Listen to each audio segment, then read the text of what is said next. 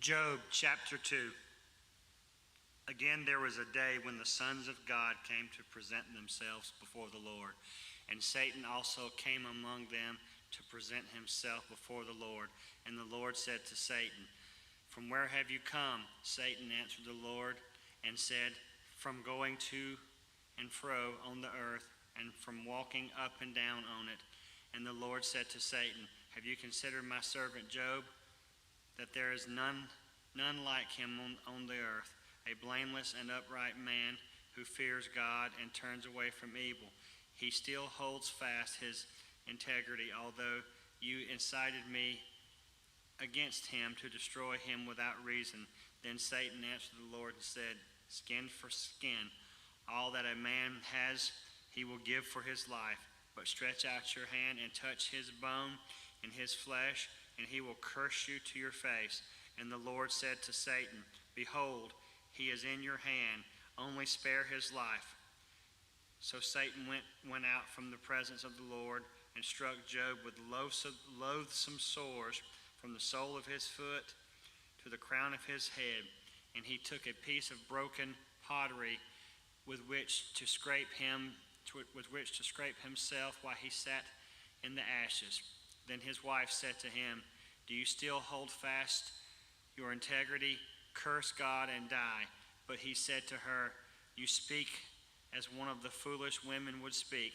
Shall we receive good from God, and shall we not receive evil?" In all this Job did not sin with his lips.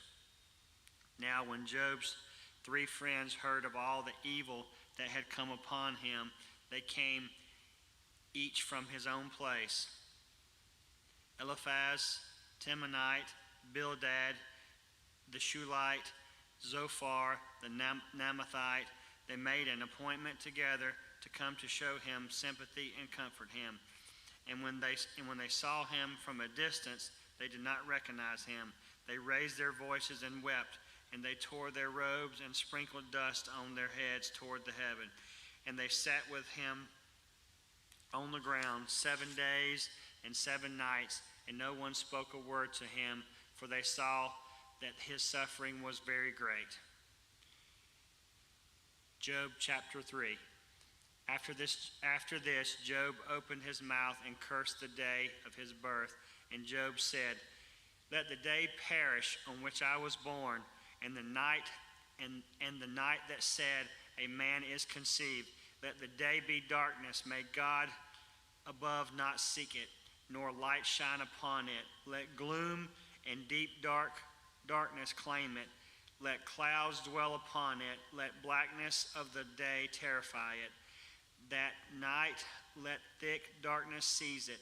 Let it not rejoice among the days of the year. Let it not come unto the number on the months. Behold, let that night be barren. Let no joyful cry enter it. Up, Leviathan. Let the stars of its dawn be dark. Let it hope for light, but have none, nor see the eyelids of the morning, because it did not shut the doors of my mother's womb, nor hide trouble from my eyes. Why did I not die at birth, come out of the womb and expire? Why did the knees receive me, or why the breast that I should nurse? For then I would have lain down and been quiet. I would have slept, then I would have been at rest with kings and counselors of the earth who rebuilt ruins for themselves, or with princes who had gold, who filled their houses with silver. Or why was I not in a hidden stillborn child, as infants who never see the light? There the wicked cease from troubling, and there the weary are at rest. There the prisoners are at ease together. They hear not the voice of the taskmaster. The small and the great are there, and the slave is free from his master. Why is light given to him who is in misery, life to the bitter in soul, who long for death, but it comes not, and dig for it more that for hidden treasures, who rejoice exceedingly and are glad when they find the grave? Why is light given to a man whose way is hidden, whom God has hedged in? For the sighing comes instead of my bread, and my groanings are poured out like water. For the thing that I fear comes upon me, and what I dread befalls me. I am not at ease, nor am I quiet. I have no rest, but troubles come. Job chapter 4. When Eliphaz the Temanite answered and said, If one ventures a word with you, will you be impatient? Yet who can keep speaking? Who can keep from speaking? Behold, you have instructed many, and you have strength ended the weak's hand. Your words have upheld him who was stumbling, and you have made firm feeble knees. But now it has come to you, and you are impatient. It touches you, and you are dismayed.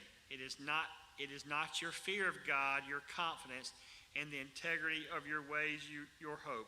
Remember, who that was innocent ever perished? Who that was innocent ever perished? Or where were the upright cut off?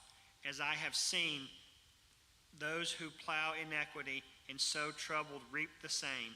By the breath of God they perish, and by the blast of his anger they are consumed.